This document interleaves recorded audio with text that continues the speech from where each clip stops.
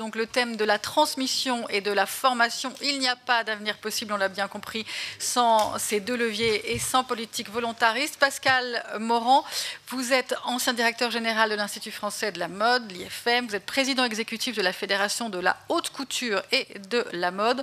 En quoi la formation est-elle stratégique dans la haute couture et la mode ?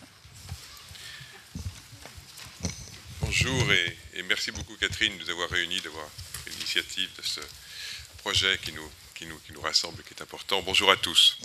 Moi j'ai une question liminaire, comme on est trois, est-ce qu'on a droit à 4 minutes ou... Oui. Voilà, prorata, hein. Le sujet de la formation est évidemment essentiel, il est essentiel pour toute l'économie, dans l'économie qui se transforme très profondément.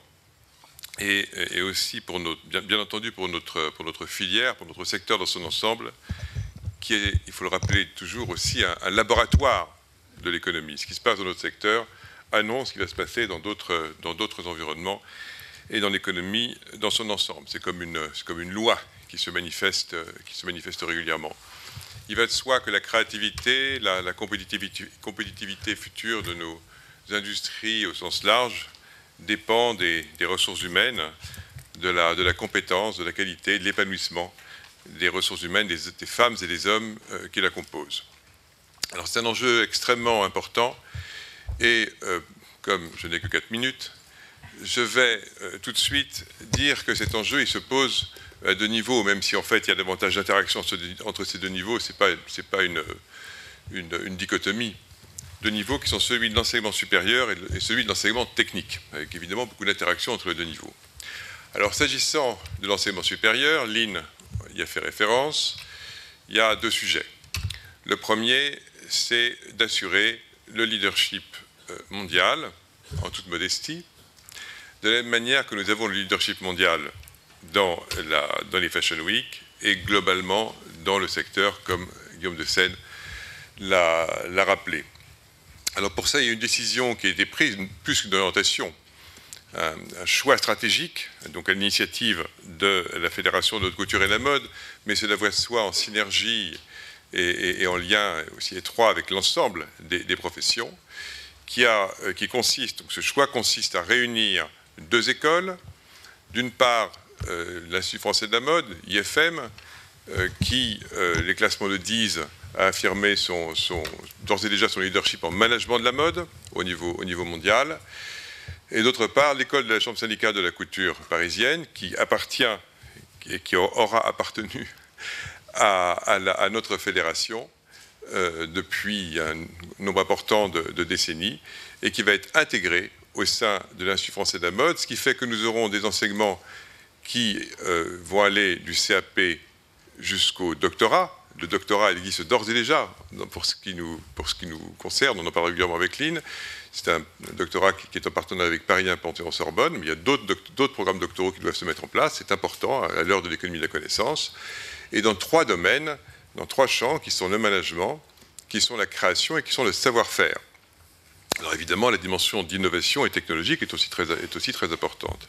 Et ce projet sera donc annoncé d'un point de vue formel prochainement. Il bénéficie du soutien du ministère de l'économie, auquel l'IFM est rattaché, donc la réunion de ces 2 entités et de l'ensemble des acteurs possiblement concernés.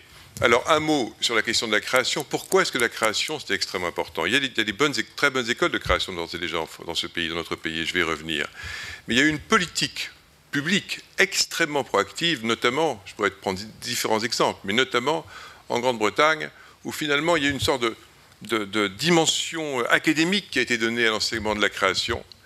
Lorsque le gouvernement britannique a lancé une grande initiative en faveur des Creative Industries, et qui a concerné la mode, mais pas seulement, mais où la mode a tenu dès les premiers jours un rôle extrêmement important. Ça remonte à une 20aine d'années, avec une accélération il y a une 10aine d'années. Alors je ne vais pas citer les écoles en question, vous les connaissez et on n'a pas trop le temps. Mais c'est vrai qu'on était sur l'enseignement de la création resté un peu en décalage, tout simplement parce qu'il y avait peut-être moins de tradition académique. On apprenait graduellement, on apprenait aussi en travaillant par une forme d'apprentissage, après avoir fait de bonnes écoles, avec les créateurs, avec les couturiers. Donc ça, c'est un enjeu, je dirais, essentiel. Il y a aussi d'excellentes écoles à New York, et c'était très important. Puis en plus, vous savez, quand une grande maison ou une moins grande maison fait appel à un directeur artistique, mais ce directeur artistique, il recrute l'équipe qui va constituer son studio. Et l'équipe, qui soit d'origine française ou d'une autre origine européenne ou d'une origine quelconque, à partir du moment où il a travaillé à Londres, sans partir dans des problèmes d'antagonisme entre Londres, Paris ou Paris-Milan, mais à partir du moment où il a travaillé à Londres, à partir du moment où il a travaillé dans un autre contexte, mais il va faire appel à des personnes qu'il connaît, qui sont issues des mêmes écoles et des mêmes réseaux et des mêmes environnements. C'est pour ça qu'il y a un effet de levier, qu'il y a un effet d'entraînement, je dirais, extrêmement important. Donc, ce leader mondial, il me revenait bien évidemment de vous dire un mot donc de ce projet très important pour nous, j'ai envie de dire très important pour nous tous, mais bien évidemment, Hélène a insisté sur ce point, il faut un écosystème. Il faut un écosystème, c'est la raison pour laquelle, déjà dans le cadre, on va dire, précédent du comité stratégique de filière, nous avons œuvré ensemble à la création d'une conférence des écoles supérieures de mode, où on va trouver la Fabrique, S-Mode, l'École nationale supérieure des arts décoratifs, l'ENSAMA, et les écoles d'ingénieurs textiles, l'ANCET et l'ITEC, etc. Donc un certain nombre d'écoles. Et l'enjeu, c'est qu'il y ait là aussi des synergies, parce qu'il faut faire en sorte que l'écosystème dans son ensemble soit le plus fort possible. C'est ce qui d'ailleurs s'est fait dans notre pays. Alors ça veut dire quoi? Ça veut dire se rapprocher de la conférence des grandes écoles, ça veut dire travailler étroitement ce qu'on fait avec le ministère de l'enseignement supérieur, notamment pour des enjeux de diplomation, qui ont été résolus il y a longtemps pour les écoles d'ingénieurs, il y a une quinzaine d'années pour les écoles de commerce, mais qui n'ont pas été résolus pour les écoles qui sont liées, on va dire, au-delà de la mode, qui sont liées à la création et qui n'ont pas nécessairement un statut universitaire. Donc cet enjeu est également très important, et je dirais que ces choses faites, en tout cas ce pas a été franchi, on va maintenant conforter tout ça. Maintenant, s'agissant des formations techniques, c'est absolument fondamental. Plusieurs chiffres ont été donnés, notamment Arnaud Flin a cité le recrutement de 1000 personnes, 1000 jeunes en métier d'art. Sylvie Chailloux a souligné l'importance de la formation et des recrutements. Rien que dans la confection, Sylvie, 35 000 personnes dans des emplois qui, tu l'as dit, sont largement liés à la technique, enfin à la production, et 2000 recrutements minimum par an. Donc quand on ajoute dans l'ensemble de la filière, même si on ne peut pas tout mélanger, on arrive à 5 000, 10 000 selon les typologies qu'on prend. Et sans même compter les emplois dans la distribution, je ne parle pas évidemment ici des emplois de vente ou autres, ou de l'évolution avec le passage de la vente physique à la vente sur le net. Et pour faire ça, c'est pas simple. Pourquoi c'est pas simple? Parce que on est dans une industrie, mais une industrie qui a beaucoup évolué. On est dans une industrie avec une exigence que vous incarnez,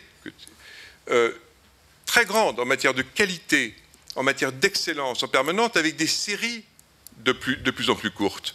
On est beaucoup plus proche de l'artisanat, on va dire de l'artisanat industriel, que de l'industrie au sens qu'on donnait à ce terme au XXe siècle.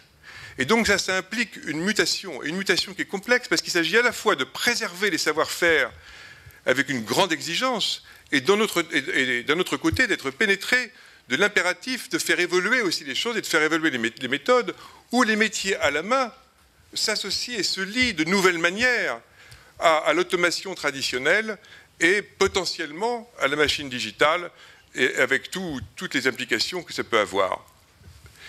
Et une fois qu'on a dit ça, eh bien, qu'est-ce qu'il faut faire? Eh bien, intégrer d'abord tous ces jeunes dans la masse considérable des emplois. Eh bien, d'abord, c'est un processus complexe, c'est un processus coûteux. En contrat de professionnalisation, les niveaux, n'est-ce pas, Laurent, les niveaux de qualité requise et d'excellence grimpant, on passe à des coûts annuels qui devraient être aux alentours de 10 000, mais qui augmentent et qui se rapprochent peut-être des 20 000 euros par an, coût annuel. Et puis, il y a les personnes qui viennent d'autres secteurs, Parce que ce qui est formidable, c'est que nos métiers et les entreprises de notre filière intègrent des personnes qui viennent d'autres secteurs, qui sont cas échéant au chômage. Mais il faut les intégrer. Et cette intégration a un coût. Et ce coût, qu'est-ce qui se passe aujourd'hui? Marc, on dira sûrement un mot, ou peut-être un mot, mais ce coût, il est pris en charge par les entreprises elles-mêmes, qui ont ça à prendre en plus. Donc, ça veut dire qu'il y a un coût important, et que ce point-là, on ne peut pas l'occulter. Évidemment, dans tout ça, dans cet élan de formation qui nous réunit, ben, il faut bien sûr travailler avec les différents acteurs. J'ai terminé dans 1 seconde 12, ou plutôt 5 secondes, un quart. Travailler avec différents acteurs, et aussi étroitement avec les écoles et avec l'éducation nationale, pour faire en sorte que la mutation des formations, du séquencement des périodes d'apprentissage et des périodes d'entreprise, eh bien, aille de pair, parmi d'autres points sur lesquels il faut travailler, avec eux, avec l'éducation nationale notamment, aille de pair avec la mutation des métiers dans lesquels nous sommes. Mais il est clair, et Sylvie l'a dit, que dans cette grande filière, dans cette grande famille de la mode, tout ceci constitue un tout, et il n'est pas vain de dire que la formation joue un rôle absolument fondamental. Je n'ai pas parlé des métiers d'art, Lynn en a déjà parlé, mais là aussi, il y a des points aussi de vigilance. Je pense notamment à l'enjeu du risque de la masse critique, s'agissant des CFA et de métiers qui est absolument essentiel, aussi bien pour la haute couture que pour le prêt-à-porter, des marques créatives, et de métiers d'art qui concernent un nombre limité de personnes, mais qui sont essentiels, encore une fois, dans le dispositif et dans l'écosystème global. Donc c'est un enjeu fondamental, et je souligne qu'il s'agit d'un enjeu coûteux également, et que nous avons besoin, mesdames et messieurs les parlementaires, de votre soutien absolument à tous les niveaux.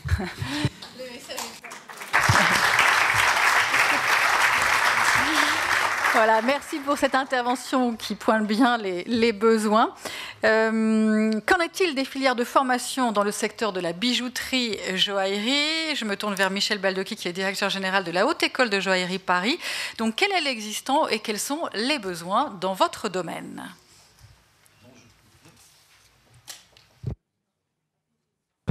Voilà.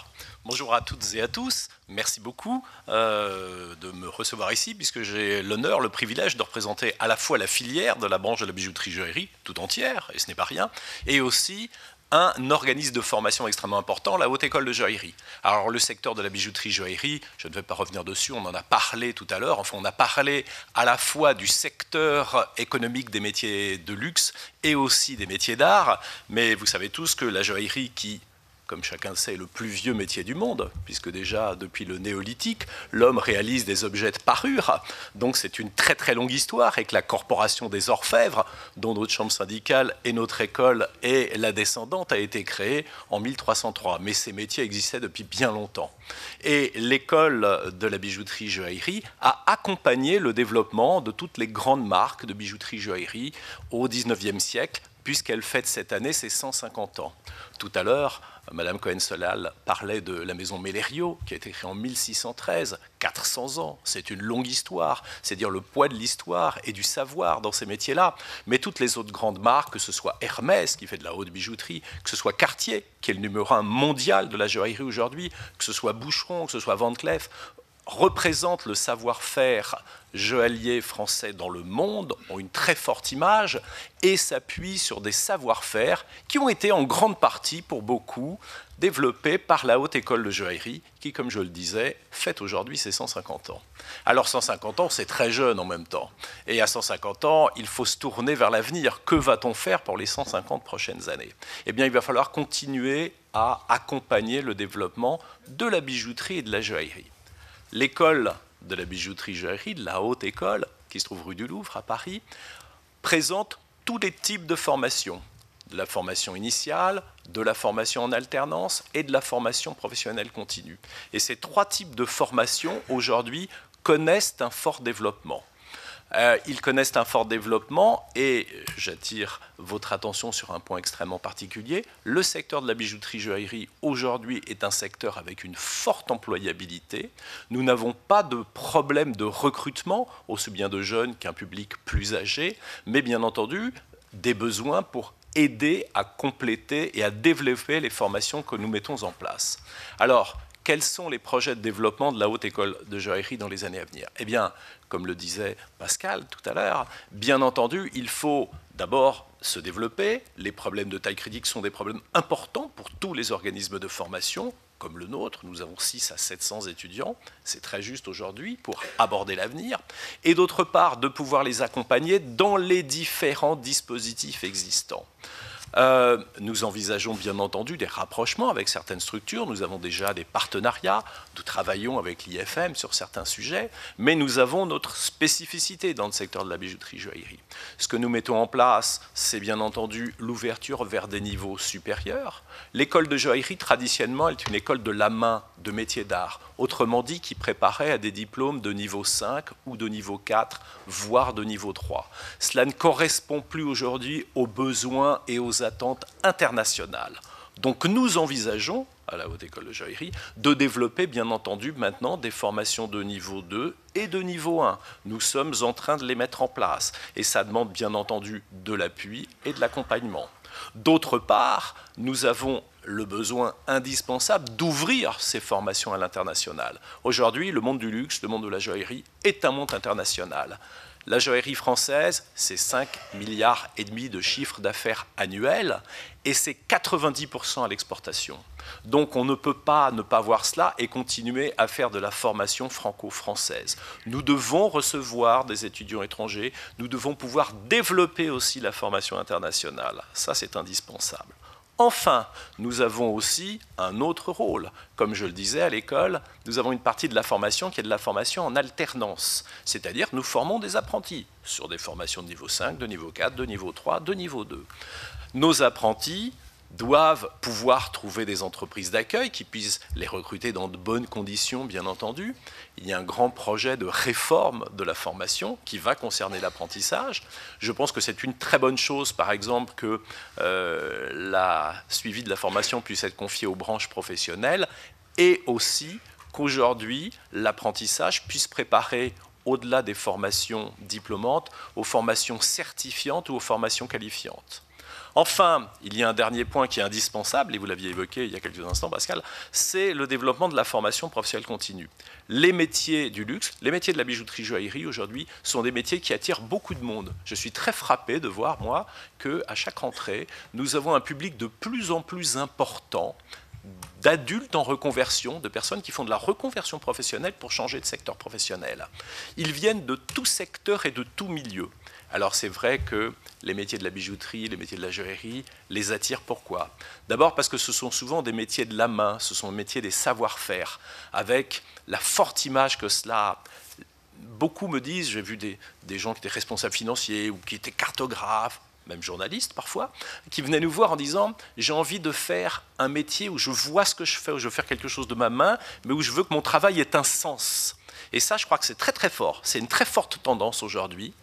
Et il existe aujourd'hui des dispositifs pour les accompagner. Et je crois qu'il faut être très attentif à ces dispositifs. Il y avait des congés individuels de formation, par exemple, qui vont subir une très forte mutation ces prochaines années, l'année prochaine. Donc, comment ça va se passer pour cet accompagnement, pour ce suivi?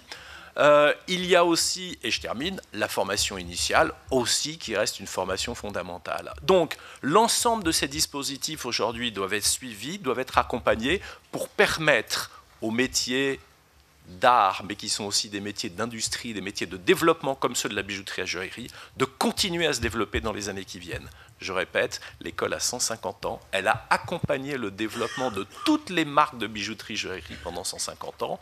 Aujourd'hui, il n'y a pas un atelier de joaillerie, il n'y a pas une maison qui n'ait pas un ancien et des anciens élèves de l'école qui travaillent, bien entendu, qui participent à ce développement. Je crois que c'est indispensable de continuer à aider la formation pour continuer à aider ce développement.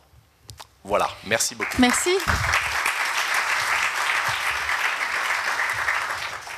Merci, nous allons nous intéresser tout de suite à la formation initiale dans les industries de l'habillement avec Marc Pradal. Bonjour, vous êtes président de Kipley, coprésident national de l'Union française des industries mode et habillement.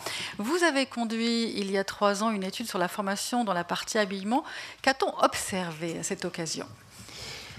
Alors donc, il y a 3 ans, donc on a mené une enquête sur le terrain, et notamment avec un focus en Normandie, qui est ma région d'origine. Et on a constaté, en fait, c'était inquiétant de constater finalement qu'il restait beaucoup de formations, de CAP, de Bac Pro, voire quelques BTS. Alors c'était inquiétant, mais en même temps, il y a un maillage terrible et très intéressant qui reprend finalement toute l'industrie de la confection dans les années 70-80 et qui avait des besoins importants donc, au niveau de la formation initiale. Les années 80-90 ont été terribles pour notre industrie. Et il y a eu beaucoup de fermetures d'entreprises, délocalisations, et on l'a payé pendant un certain temps, et on continue à le payer, en fait, cette image dégradée. Pourtant, nos métiers ont évolué. On s'est aperçu que finalement, notre industrie était composée surtout de PME, TPE, de moins de 50 salariés. Et là, on voit que les ateliers qui ont su résister se sont adaptés, ont fait une belle mutation, soit en développant des savoir-faire particuliers, du sur-mesure, ou répondant à des besoins un peu particuliers, ou alors soit accompagnant finalement le développement du luxe ces dernières années. Donc c'était une chance pour ces ateliers. Donc, pour faire un rappel, dans les années 80-90, il y avait des formations de CAP, on avait 12 000 jeunes qui étaient formés, et en fait, ces chiffres sont restés identiques. 12 000 jeunes formés en CAP Bac Pro. C'est énorme, si on regarde les effectifs de nos entreprises. Et un peu moins de 2000 BTS. Alors, en fait, le modèle de l'éducation nationale est totalement essoufflé. Alors, on peut pas non plus les condamner parce que nous avons aussi, nous, branche entreprise, notre part de responsabilité parce que nous étions aussi en difficulté à ces périodes-là. Donc, il faut évidemment modifier, améliorer tout ça. Alors, nous avons besoin, et aujourd'hui, l'évolution a fait que les besoins sont importants et certaines entreprises commencent, en Made in France, à refuser du travail. Par manque de personnel qualifié, en fait. Donc, on a la chance aussi d'avoir des jeunes marketeurs là, qui se sont développés ces dernières années. Je veux les citer, le Slip français, 1083, ou le Mont-Saint-Michel, qui est ici dans la salle. Et donc, avec un dynamisme nouveau, en fait, sur ce Made in France, parce que le consommateur veut acheter du sens, veut acheter de l'authenticité, veut comprendre l'histoire de l'entreprise. Donc, alors pour accompagner l'éducation nationale, il faut vraiment repenser une véritable politique nationale de formation initiale. Parce que c'était aux mains des régions, c'était aux mains de l'éducation nationale, avec des rectorats qui étaient peu flexibles. Et aujourd'hui, il faut travailler ensemble. L'éducation nationale, État, région, branche et entreprise. On a une belle expérience en Normandie avec chaque année un défilé Made in Normandie que l'on a mis au point, région, rectorat, entreprise. Et ça fonctionne bien. Il faut proposer des cursus d'enseignement du bac pro au master. On a trop de bac pro, pas assez de BTS et de licence et de master. Et il faut en fait joindre l'ensemble. Surtout en intégrant l'apprentissage. C'est demandé par nos entreprises. Aujourd'hui, il y a moins de 300 apprenants, 300 jeunes en apprentissage dans notre secteur. Il faut relever le niveau technique. ces dernières années, on a trop survolé en fait la formation. Donc il faut rentrer à nouveau dans le détail. J'ai vu M. Blanquer, notre ministre, qui a fait reprendre le calcul, l'écriture, mais je crois qu'il faut, dans notre formation, reprendre la formation main, le beau geste, et passer du temps, au moins au départ, pour apprendre le métier. Ensuite, quand je parlais de l'enseignement, Pascal a parlé donc d'accéder et d'avoir un pôle d'excellence avec la fusion de l'IFM et de la chambre syndicale, et des campus aussi appropriés. Il y en a un qui s'est mis en place dans le Choletais, c'est intéressant, il faut aller plus loin dans ce sens-là. Pour réussir, on a toutes les composantes. Il y a un CSF qui se met en place, et pour le réussir, il faudra travailler sur la communication, l'attractivité de nos métiers. Parce qu'aujourd'hui, il faut attirer des vocations, mais on est en concurrence, en fait, avec tous les métiers. Il y a dans certaines régions des taux de chômage qui sont de l'ordre de 4%, et tant mieux. Mais ça veut dire qu'il va falloir être bon pour attirer ces jeunes. Donc voilà ce que je voulais dire. Les moyens, il y en a, hein, on peut travailler. Alors, je n'ai pas parlé de la formation continue parce que ce n'était pas le thème, mais c'est un sujet essentiel. Il faut faire de la formation de formateurs en entreprise, parce que c'est eux qui vont former dans les entreprises. Alors effectivement, ça peut avoir un coût élevé, mais quand on investit là, de toute façon, on pérennise l'emploi. Donc il n'y a pas de problème et c'est du solide. Bon, quelques craintes quand même par rapport à ce paysage. La réforme des OPCO, donc là, passer de 20 OPCA à 13, 11 OPCO, c'est une crainte, et notamment pour notre secteur qui travaille beaucoup avec AGFOS, mais surtout OPCALIA, donc, et qui, aujourd'hui, on ne sait pas ce que cela deviendra. D'autant plus qu'on a une double, on est industrie, on est aussi commerce distribution, donc ça sera peut-être compliqué. Et derrière aussi, la crainte, après ce travail-là, de voir la fusion des branches, et qui pourrait être aussi quelque chose de dangereux, sachant qu'on a un véritable savoir-faire. Donc il faut s'unir, tous les métiers de la mode et du luxe, ensemble. Voilà. Merci beaucoup pour cette intervention.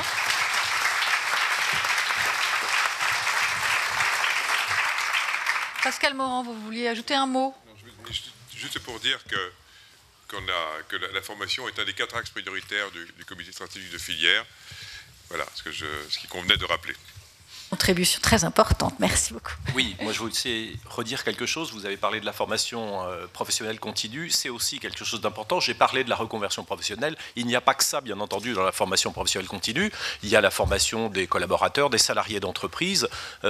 Au niveau de la bijouterie-joaillerie, on l'a vu et on le voit en ce moment avec la mise en place de 6 CQP, certificats de qualification professionnelle, qui reprennent aussi bien des métiers de la main, des métiers du geste traditionnels que d'autres métiers, infographistes, prototypistes par exemple. C'est un vrai besoin, c'est une vraie demande et les entreprises doivent être suivies et accompagnées là-dedans. Il y a besoin effectivement de faire de la formation de formateurs, il y a besoin de formation interne, de formation intra. Donc ça aussi, c'est un vrai besoin et ça relève, enfin pour ce qui est du secteur de la joaillerie, en tout cas de la mission de la Haute École de joaillerie aussi. Merci à vous trois. Y a-t-il des questions dans la salle? Est-ce que vous souhaiteriez soulever un point précis? Oui, merci de me donner la parole. Henri Brun, je suis président d'une chambre des métiers de l'artisanat dans le Gard.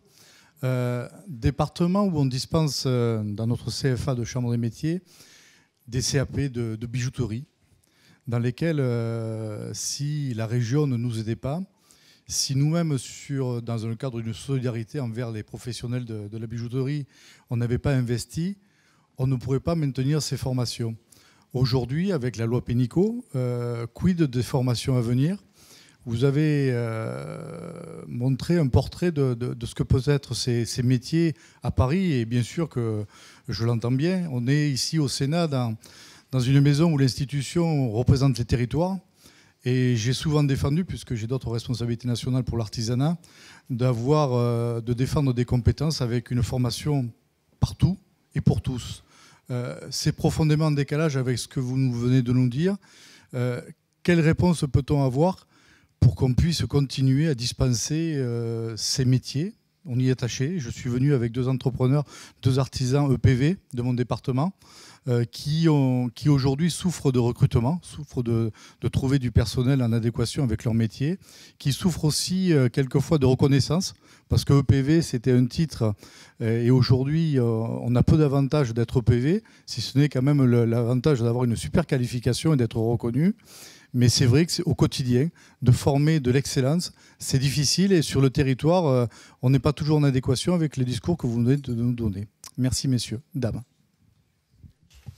Alors, bon, c'est peut-être pas à moi que s'adresse la question, mais je veux juste répondre sur un point. J'ai dressé, moi, un constat et un tableau et une situation. Je ne peux pas répondre, bien entendu, au nom des élus, ni au nom du ministère du Travail ou des autres ministères sur les décisions qui vont être prises. Hein. Ce que j'ai exprimé simplement sur l'apprentissage, c'est que je pensais qu'il était une bonne chose aujourd'hui, d'abord, que les branches participent au pilotage de l'apprentissage. Ce n'était pas le cas jusqu'à présent. C'était dévolu aux régions. Ça se passait très très bien. Enfin, moi, j'ai une très bonne relation avec la région Île-de-France, avec les élus de la région Île-de-France et avec les responsables de l'apprentissage. Mais la loi change et dorénavant, ce seront les branches. J'espère avoir d'aussi bonnes relations avec les branches. Ce sur quoi j'attirais l'attention de tout le monde, c'est que je trouvais que c'était une bonne chose aussi que demain, dans le cadre de l'apprentissage, des formations autres que les formations simplement diplômantes, c'est-à-dire des diplômes de l'éducation nationale, soient préparés, mais que l'on puisse aussi préparer des certifications ou des titres, par exemple, dans le cas de l'apprentissage. Ce n'était pas le cas jusqu'à présent. Donc moi, je pense que c'est quelque chose qui, au contraire, va dynamiser, va aider l'apprentissage. Maintenant, la vraie question de fond que vous posez, à laquelle moi, je ne peux pas répondre, ça c'est clair, c'est comment seront financés les CFA, les petits CFA en région, et je pense que c'est à ça dont vous parlez, ceux qui ont un tout petit nombre d'apprentis, parce que je pense que les apprentis, vous ne devez pas en avoir beaucoup, 3, 4, 5 peut-être, dans un CFA intermédiaire, comment seront-ils financés? Effectivement, c'est une question qui reste posée, à laquelle personnellement je n'ai pas la réponse, mais j'espère que tout le monde l'a entendu ici. Je vais prendre un cas, et effectivement, il y a l'organisation qui est prévue, mais il y a aussi le pragmatisme. Et là, vous avez répondu sur votre région avec du pragmatisme. En fait, pour changer un référentiel, il faut 3 ans quand tout se passe bien, 10 ans si ça se passe mal. Ça veut dire qu'il faut s'organiser autrement. Et nous, on avait pris le choix d'aller directement rencontrer les enseignants, parce qu'on leur tape sur la tête, mais en fait, ils ne demandent que ça, d'être en contact avec les industriels. Donc là, il faut à mon avis, travailler sur le terrain. Et l'exemple, on a pu ouvrir un BTS mode en Normandie, en fait, avec l'appui de la région, avec M. Morin, qui nous a dit... a posé la question à l'éducation nationale au rectorat en disant combien de temps il faut. Le rectorat a dit il faut 3 ans. M. Morin a dit non, ça sera l'an prochain, c'est le vœu des professionnels qui se sont engagés aussi à prendre les apprentis et donc c'est mis en route en septembre de cette année. Merci beaucoup.